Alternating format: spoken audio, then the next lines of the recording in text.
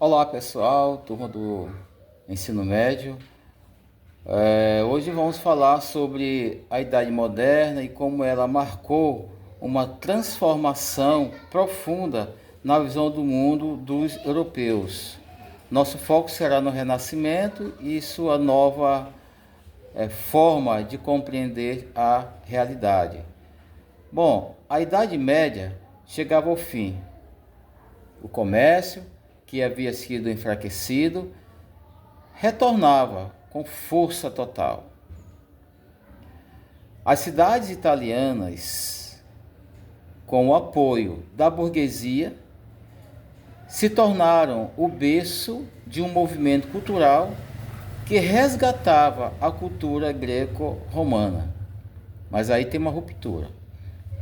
A principal mudança foi a passagem do teocentrismo, e é onde Deus é visto como centro do universo, para o antropocentrismo, onde passa a ser o homem o centro do universo. Os artistas e pensadores do Renascimento celebravam as capacidades e belezas do ser humano, o que se refletiu em obras com proporções perfeitas e temas não apenas religiosos. Então percebe-se aqui que a partir do momento que Deus não é mais visto como o centro de todas as coisas, o mundo espiritual vai se definhando e as pessoas começam a valorizar aquilo que o homem produz, a arte, a cultura. Isso passa a ser mais importante. Questões religiosas, elas vão perdendo, de certa forma, o seu valor. E os homens que antes buscavam apreciar as coisas do alto, as coisas divinas, passam a voltar a se olhar para o homem. Por quê? Porque o homem agora é o centro das atenções. É o homem que passa a ser elogiado. É o homem que passa a ser bem visto. E aí começam os elogios a obras, a algumas artes, dentre elas de Leonardo da Vinci, que vai escrever Mona Lisa e também A Última Ceia. Depois temos Michelangelo, onde aparece aqui Davi, Capela Sistina, e Rafael também é um dos grandes pintores. E aí pula-se e sai desse mundo mais místico, desse mundo mais contemplativo, desse olhar voltado para Deus, e começa a se contemplar a ciência. E a ciência então passa a ocupar o meio das discussões, o meio dos debates. Passa a ser vista como algo super importante.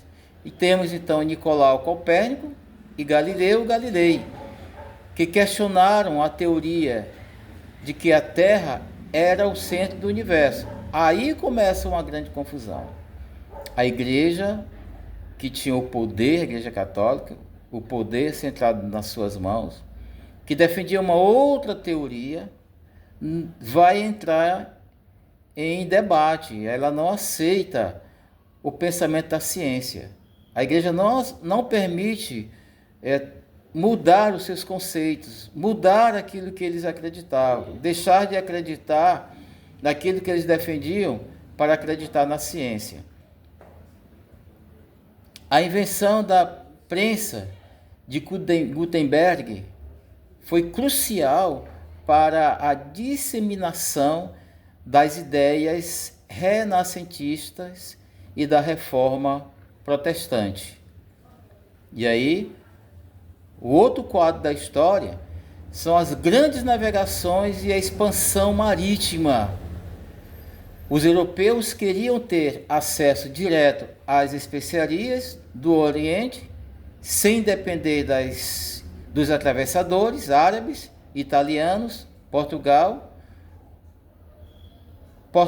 com sua localização privilegiada e conhecimento náutico, foi o pioneiro nessas grandes navegações.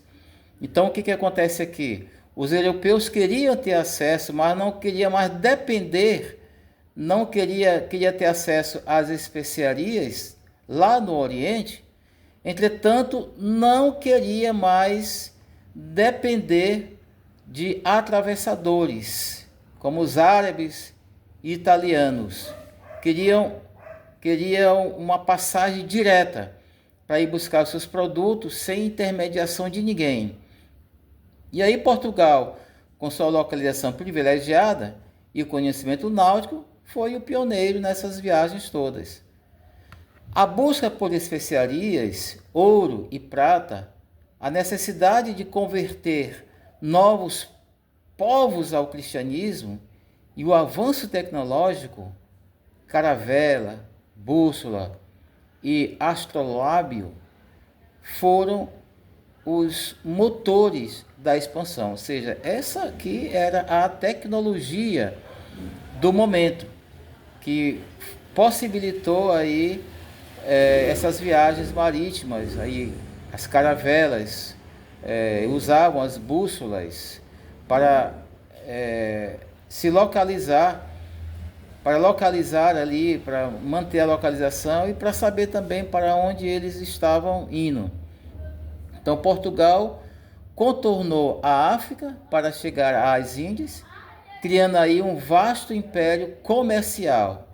A Espanha financiou a viagem de Cristóvão Colombo, que descobriu a América, um continente até então desconhecido para os europeus. As consequências da chegada dos europeus na América incluíram o extermínio da população nativa por doenças e exploração de suas terras e riquezas, e aqui a gente abre um parênteses para dizer que os europeus foram totalmente perversos, forçaram aqui os nossos os povos tradicionais, os indígenas, a aprender o português, forçaram os indígenas a trabalhar como escravo na lavoura e quiseram que os indígenas aprendessem da forma mais cruel que se pudesse imaginar. Algumas etnias, por conta disso, perderam as suas línguas e, de certa forma, foram dizimados, né? Já não existe mais. Então, isso foi um déficit, um déficit que os europeus têm que pagar ainda para os povos tradicionais, para os nossos indígenas. Tudo que eles fizerem ainda é pouco. As reformas religiosas e o absolutismo monárquico. A Igreja Católica enfrentava uma crise de credibilidade. As pessoas já não acreditavam mais na Igreja Católica, já começavam a contestar algumas práticas, até porque agora era o homem que estava no centro de todas as coisas, a discussão era outra, agora é discussão científica, não é mais, a visão não é mais no pensamento religioso, então as coisas começaram a mudar. Então a Igreja Católica enfrentava aí essa crise de credibilidade e, para a decepção da maioria, havia ali muitas corrupções dentro da Igreja Católica. Os monges, os padres, bispos da época começaram a cometer coisas horríveis, pecados que, de certa forma, decepcionavam a população. E o pior de tudo, o grande questionamento aqui das pessoas mais esclarecidas da época era por conta da venda das indulgências. Essas indulgências, a venda dessas indulgências causaram muitas revoltas ao povo, porque as pessoas se confessavam e tinha que deixar lá essa indulgência, esse dinheiro, pagar para poder garantir a ida para o céu, para poder garantir a salvação. E isso gerou um desafeto para com a igreja. Aí tem a ruptura por conta disso. O monge alemão Martinho Lutero entra em cena por conta dessa situação escandalosa. Lutero vai fixar aqui 95 teses, aquilo que ele defendia, e que entendia que a igreja estava cometendo erros. Então, o que ele vai fazer? Ele vai pegar 95 teses lá no seu pensamento e vai fixar isso na porta de uma igreja. E essas teses é justamente questionando as práticas da igreja, a Igreja Católica, e propondo uma nova forma de cristianismo. Isso deu início, então, à chamada Reforma Protestante. Então, a Igreja Católica não aceitou o posicionamento de Martim Lutero, que era um monge augustiniano, ali discípulo de Santo Agostinho. Então, a Igreja Católica imediatamente vai reagir a essa atitude de Martim Lutero. Reagiu completamente. E com essa reação vai nascer a chamada Contra-Reforma. E essa Contra-Reforma, justamente para moralizar a fé e frear o avanço do protestantismo. Então, já era muito tarde. Para moralizar uma fé que já tinha tanto escândalo dentro da igreja, não tinha mais jeito. Martim Lutero, então, vai crescendo aí nos seus pensamentos, nas suas teorias.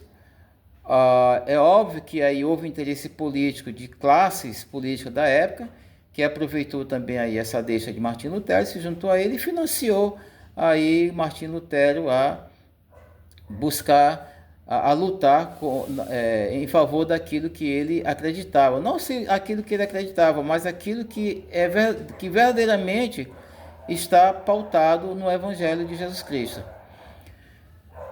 Tanto no Antigo Testamento quanto no Novo Testamento. E aí temos a centralização do poder. Com a crise do feudalismo, os reis passaram a concentrar mais poder com o apoio da burguesia, que precisava de um poder central para unificar moedas e impostos. Surgiram então aí as monarquias absolutistas. O rei era considerado o representante de Deus na terra, era um homem que tinha muita força e que mandava, que determinava. Seu poder era totalmente ilimitado. Então ele representava Deus aqui na terra. As pessoas se ajoelhavam diante dos seus pés e ele então dizia que era Deus. E ai daqueles que não concordassem, porque seriam punidos. Então o rei tinha o poder aqui totalmente ilimitado, ninguém podia barrar, ninguém podia frear. Então, no caso aqui, nós tínhamos como rei o francês Luís XIV. Então, a reforma protestante ela vai contribuir para o fortalecimento do absolutismo em países onde os monarcas se tornaram também chefes da igreja, no caso como a Inglaterra. Aí nós temos aqui o século das revoluções, o iluminismo e a crítica ao antigo regime. O século XVIII foi marcado por um movimento intelectual que defendia a razão, a ciência e a liberdade como base para a sociedade. E as ideias principais aqui eram a liberdade. Dentro dessa liberdade teria aí a crítica à autoridade do rei e da igreja, igualdade, no sentido de questionamento dos privilégios da nobreza e do clero. Eram pessoas privilegiadas, então começa todo um questionamento que as pessoas defendiam um posicionamento de igualdade, que todas as pessoas tivessem direitos e que todas as pessoas fossem respeitadas e que não houvesse privilégio. Do outro lado tem a razão, que é a defesa da ciência como guia do progresso.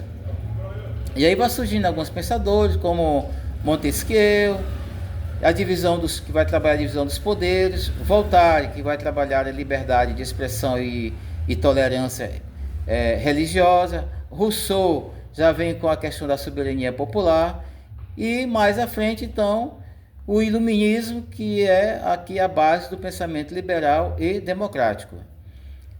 E depois tem as revoluções burguesas, lá inglesa, e também a Revolução Francesa. As ideias iluministas criaram um cenário para que a burguesia clássica, como poder econômico, mas sem poder político. Então, aqui o iluminismo criou esse cenário para que a burguesia tivesse aqui esse poder econômico, mas não tinha o poder político. Tinha força econômica, mas nas questões políticas eram fracos. Então, tiveram que, por conta disso, buscar algumas mudanças radicais.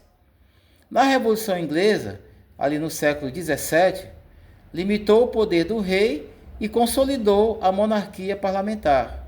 A Revolução Francesa, em 1789, a crise econômica e social levou à queda da monarquia de Luís XVI, e aí foi proclamada a Declaração dos Direitos do Homem e do Cidadão.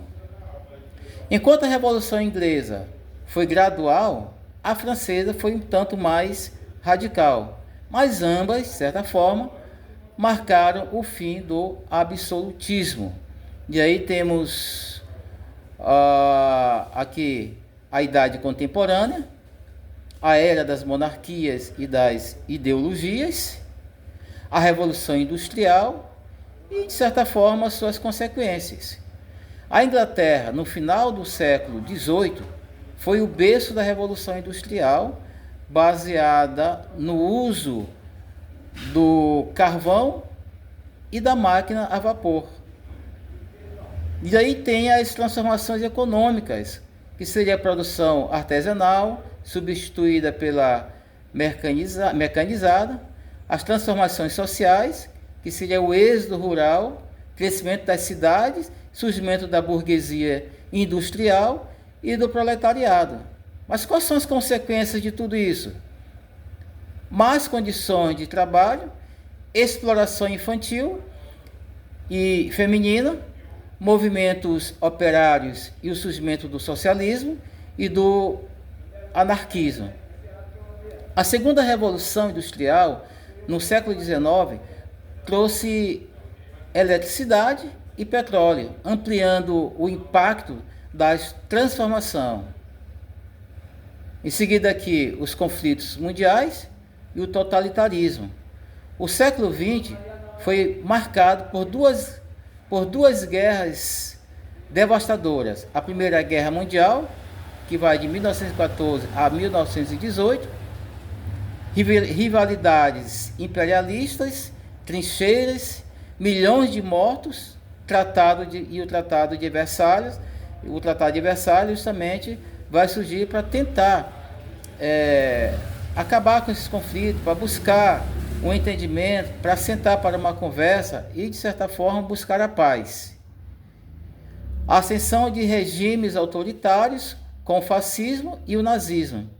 A Segunda Guerra Mundial, 1939 a 1945, tem aí o expansionismo de Hitler, o Holocausto, derrota do eixo e a criação da ONU. A ONU também aqui é um outro órgão que surge para buscar resolver situações de conflitos e soluções para o fim de guerras. Após 1945, o mundo ficou dividido em dois blocos: Estados Unidos, aí com o capitalismo, e a ex-União Soviética com o socialismo. Em seguida tem a Guerra Fria, que vai acontecer aqui nessa Guerra Fria, a corrida armamentista, corrida espacial, guerras indiretas, ali com Vietnã, Coreia e Cuba. E depois tem o fim da Guerra Fria, que vai se dar em 1991. A União Soviética tem um grande colapso aqui, vai desaparecendo, né? Vai finalizando e consolidando aí as lideranças dos Estados Unidos da América. Então os Estados Unidos ganham força, ganham poder. Depois aqui aparece então, já para mais dos nossos tempos, a globalização, que é a integração econômica e cultural mundial, avanços tecnológicos, mas também aumento das desigualdades. Infelizmente, a globalização ela é importante, mas nem todas as pessoas conseguem acompanhar esses avanços tecnológicos. E aí, então, a atualidade geopolítica, Brasil, Estados Unidos e a nova ordem mundial, em 2025 as relações entre Brasil e Estados Unidos entram em forte crise diplomática e econômica, considerada a pior em 2 séculos. A tensão se intensificou após as tarifas impostas pelos Estados Unidos e pela discussão dos BRICS sobre alternativas ao dólar. A crise diplomática, os Estados Unidos aplicaram tarifa de até 50% sobre exportações brasileiras, alegando segurança nacional. O Brasil automaticamente reagiu com medidas de reciprocidade e acionou a OMC.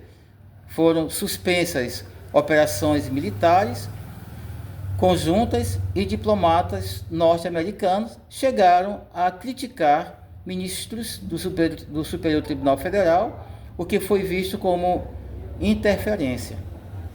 O debate sobre uma nova moeda, o presidente Lula defendeu nos BRICS a criação de mecanismos para reduzir a dependência do dólar. Discutiu-se a possibilidade de uma moeda comum para o comércio entre esses membros, esses países que se juntaram defendendo o BRICS. Trump reagiu ameaçando tarifas até de 100% contra os países que desafiem a hegemonia do dólar. Por enquanto, a ideia se concentra no uso de moedas locais e sistemas alternativos de pagamento. O episódio mostra como o mundo caminha para uma multipolaridade, com a ascensão do BRICS com contrapeso à hegemonia dos Estados Unidos.